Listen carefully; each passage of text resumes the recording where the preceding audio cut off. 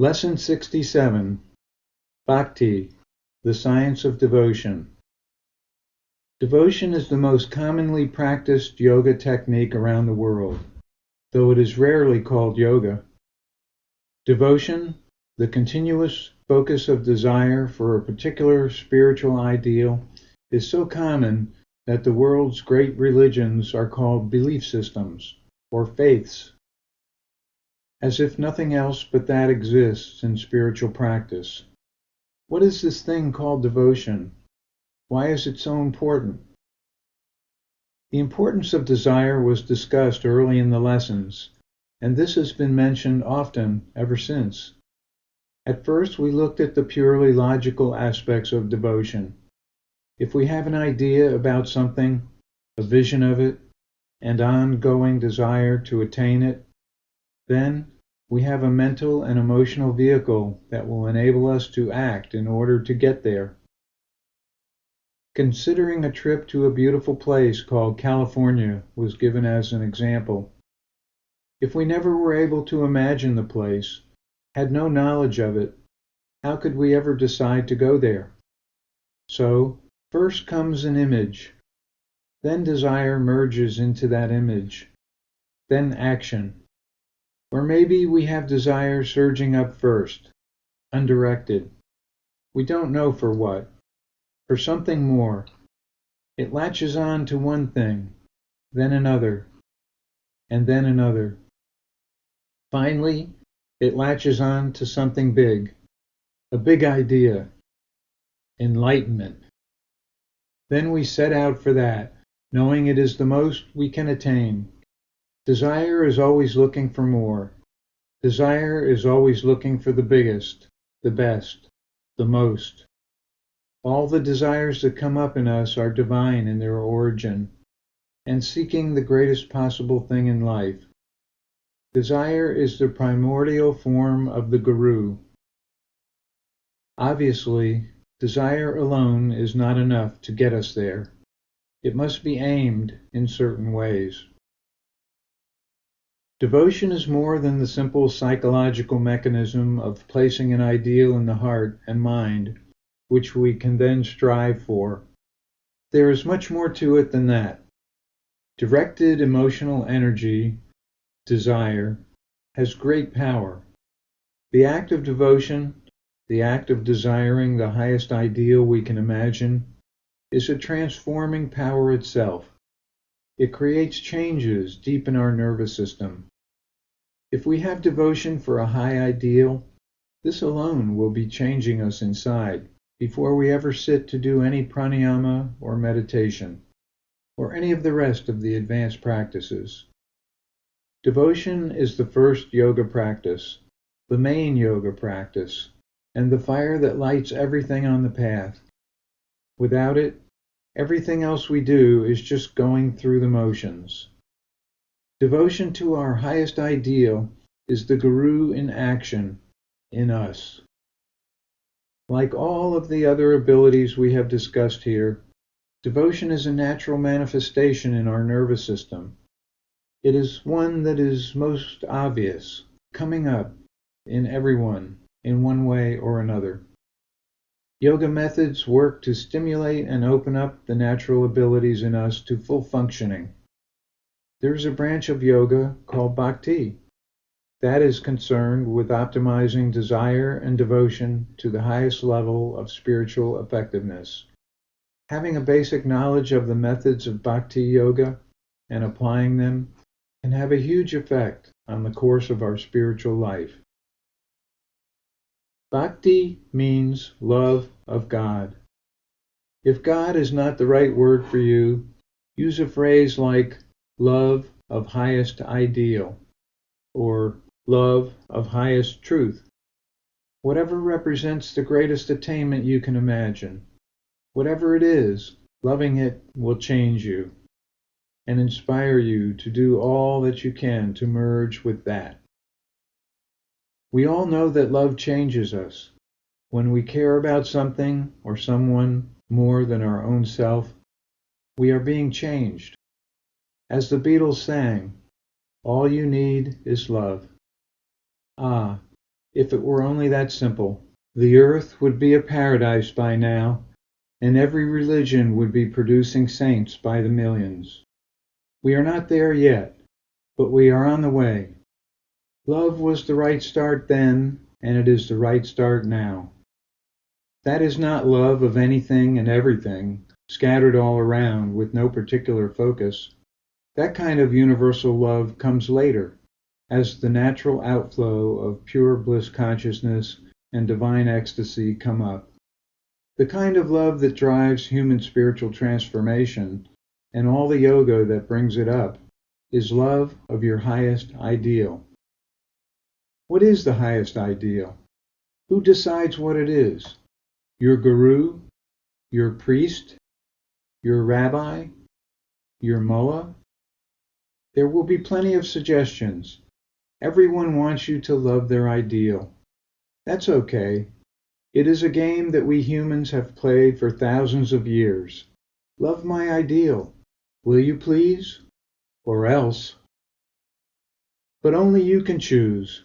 Only you know what burns brightest in your heart. That is your highest ideal.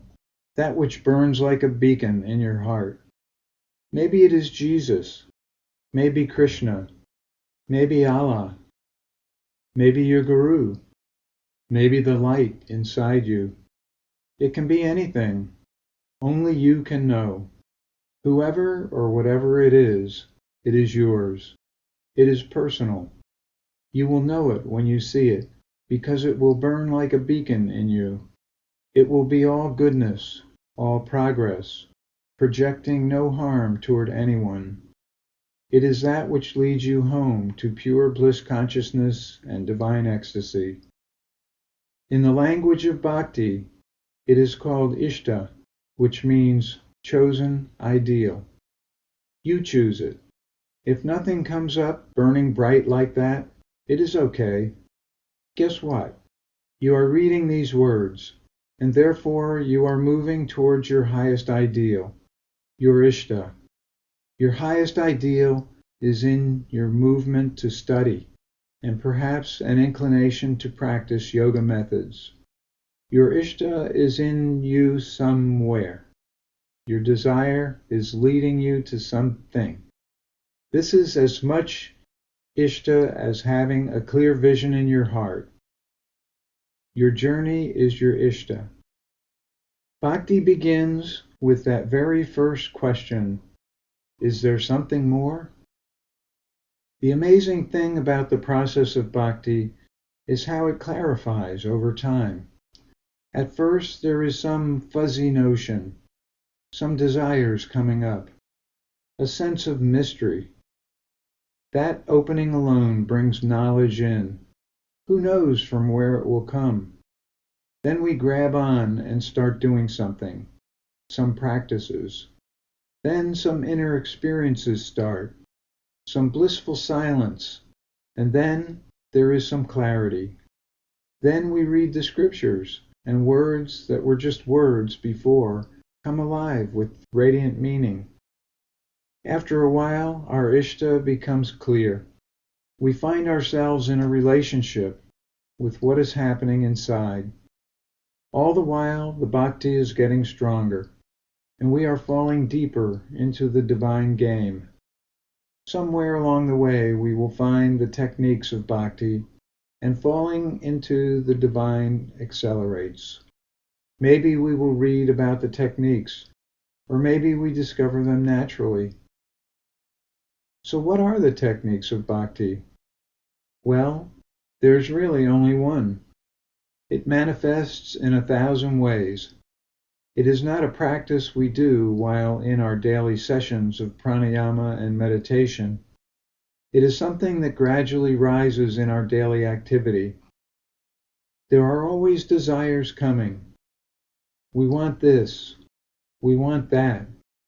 We want money. We want food. We want a lover. We want a new car.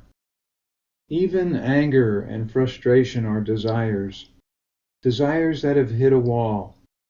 So the energy goes haywire in our nervous system. So many desires are flying all over the place, sending us hither and yon, crashing into each other. You name it. The technique of bhakti is in redirecting our desires, harnessing them. Some people naturally find this ability. For others, it comes up over time, as there is more silence in the mind and heart from meditation. The inner silence cultivated in meditation is underneath the desires bubbling up, so we can see them like moving objects. Then we are a bit detached from the emotional energy in us, and we can nudge it toward our highest ideal. Just a very easy nudging. No forcing, no big campaign. It is just an easy favoring of our ideal when we notice some emotional energy surging up.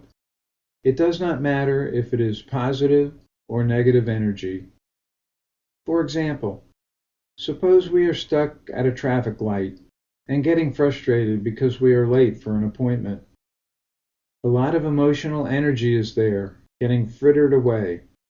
So we are frustrated. Take that frustration and redirect it. With your attention, you can easily let the red light go as the object of the frustration simmering there. Easily bring in your highest ideal as the object. It is much like meditation. You easily favor one thought object over another. So now you are frustrated about your highest ideal. God-damned Ishta! Why am I not merged with you yet? I am very frustrated. Now you have a real motivation not to miss your daily meditation. Not only that, your emotional energy directed in that way produces spiritual changes inside your nervous system. It opens your nervous system to your ideal. It is ironic that we can't change a red light with our emotions, but we can open our nervous system to the divine with them. It seems like a worthwhile thing to do, doesn't it? This kind of procedure can be done with every emotion, positive or negative, with our feelings about everything we do. Does it mean we stop doing the things we are doing and run off to meditate instead? No. We meditate when it is time to meditate. And in activity, we do the things we have chosen to do in our life. Redirecting emotional energy to our highest ideal will animate our actions, whatever they may be, and it will turbocharge our practices whenever we sit to do them. When in practices, we do the procedures of the practices, not the bhakti procedure. To the extent bhakti is simmering in us from the redirection of desires during the day, our practices will be enhanced. What we want is to quietly cultivate a habit of bhakti in life. We will look the same outside, but inside the wheels of bhakti will always be turning. We will experience a rise in our spiritual intensity. It is called tapas. Tapas is bhakti that is a habit and never stops, like an endless flame burning in us. With that kind of bhakti, all of life becomes spiritual practice. Mother Teresa of Calcutta said she saw Jesus in the eyes of every disadvantaged child she helped. That is non-stop bhakti. That is tapas. It won't always work for us like that. It isn't supposed to. Don't judge yourself on whether or not you were able to transfer your frustration at the red light into a frustration for getting enlightened. Just remember this procedure from time to time as you go through your daily life, especially if you catch yourself in a whirlpool of emotional energy. That is prime time for bhakti. Just an awareness of this principle of bhakti will set things in motion inside when emotions flare up. The great 19th century Indian saint, Ramakrishna, was a master at creating huge outpourings of bhakti. He would writhe around on the floor at the base of the statue of Mother Divine he worshipped, sobbing and sobbing for the slightest touch from her inside. The more upset he got, the more he would direct it toward his Ishta, the statue.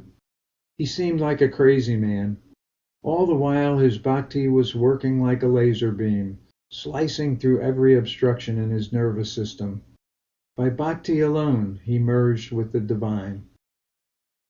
The extremes of bhakti are not necessarily what we are aiming for here in these lessons, though it is up to you. Even a little bhakti goes a very long way.